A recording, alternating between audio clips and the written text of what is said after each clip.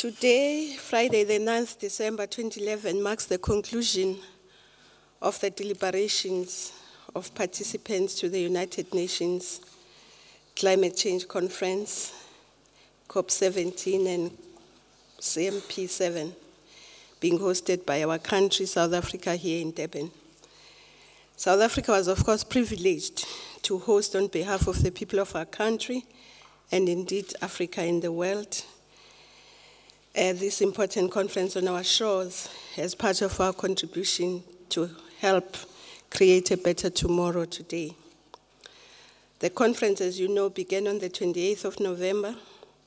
It attracted delegates and participants from 194 parties to the United Nations Framework Conference on Climate Change, and is amongst the largest that South Africa has successfully hosted. There are over 130 ministers, and though this is only a ministerial conference, some heads of state and government also decided to attend the conference. There are more than 25,000 participants taking part in this conference and related events. The national government, together with the province of KwaZulu-Natal and the host city of Durban, expresses its gratitude to the people of South Africa, and in particular to the people of Durban, Pietermaritzburg, and other surrounding towns for their hospitality. Government wishes to express its appreciation to the United Nations, the continent, and other parties for having the confidence in our country and its people to host this critical conference.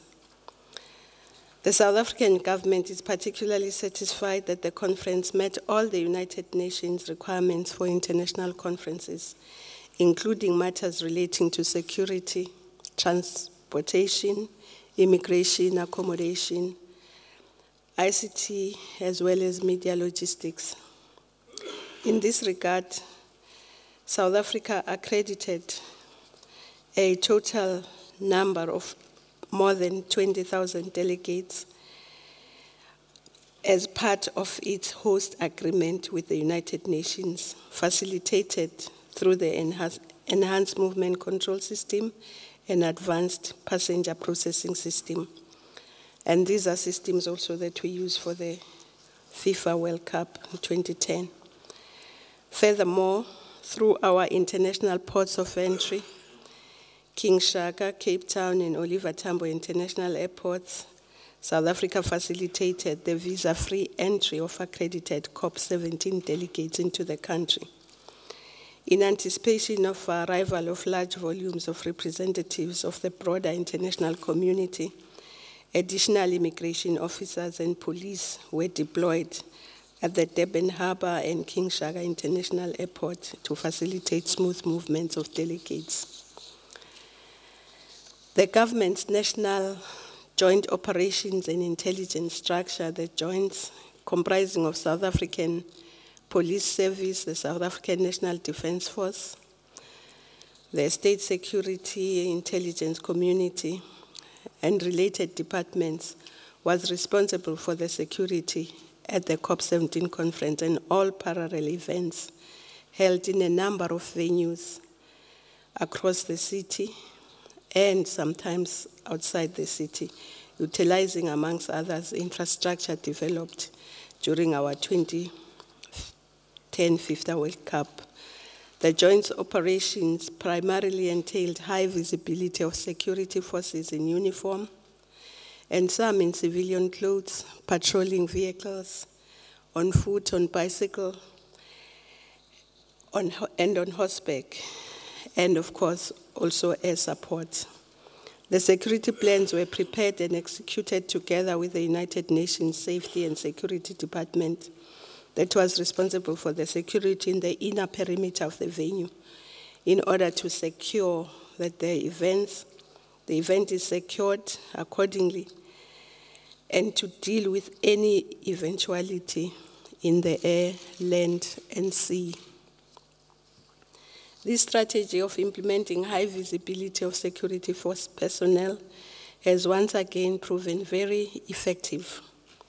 The greater part of this success must be attributed also to the motorists, delegates, and communities at large for their support to our operations. The security forces, particularly the SAPS, Public Order Police Unit, and the Durban Metro Police, were called upon to manage protest actions by various organizations, and these were handled expertly. Our greater strength in providing the best security as a host to major events lay in the deployment of our specialized units such as the Special Task Force, the National Intervention Unit, the Public Order Policing, and tactical response teams. As South Africa, we also handled a number of issues that needed the courts successfully.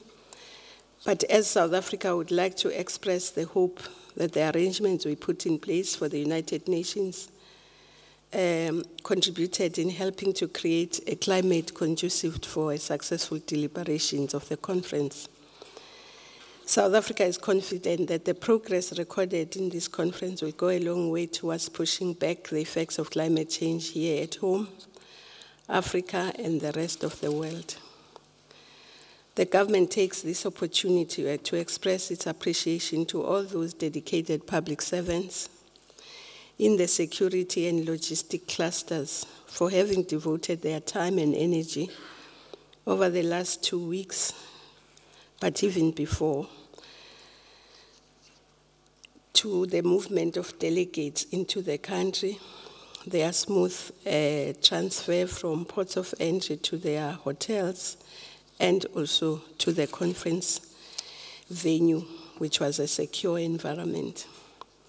We extend our gratitude to the peoples of this country in general, and to the province of KwaZulu-Natal in particular, for their legendary hospitality displayed in welcoming and hosting representatives of the international community to our shores. As delegates conclude their deliberations and prepare to travel back home, we stand ready to ensure their departure through our various ports of entry, air, sea, and land, is smooth and efficient. We wish all the delegates safe journey back home and convey our best wishes during the festive season. Thank you.